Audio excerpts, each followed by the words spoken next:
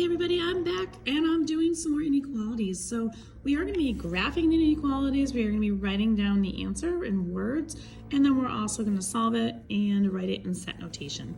So I do want to do the inequality statement and do the distributive property here. So negative 2 times a positive 5 is negative 10. Negative 2 times a positive 6n is negative 12n. And then on the other side here, we got less than. 6 times the 8 is 48. 6 times the negative 2n is negative 12n. Now what I should notice, if we're talking about both sides of the equation, we have identical numbers of n. So we have a negative 12 and a negative 12. So if I decided to move one of them from one side to the other, it doesn't really matter which side, what essentially will happen is that the n values that we have here are going to cancel not on just this side like we would expect it to, but it's also going to cancel on this side as well.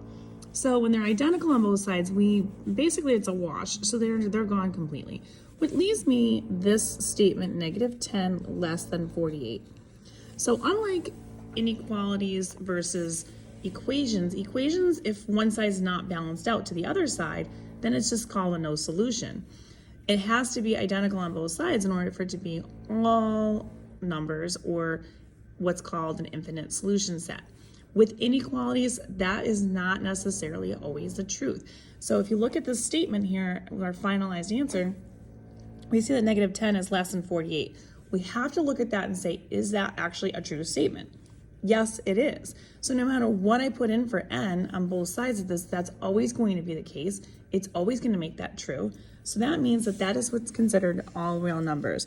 So this is all real numbers and words if you're writing it out. And then you're gonna write, if you're doing set notation, you do that symbol, that looks like a big R, fancy R. That stands for all real numbers.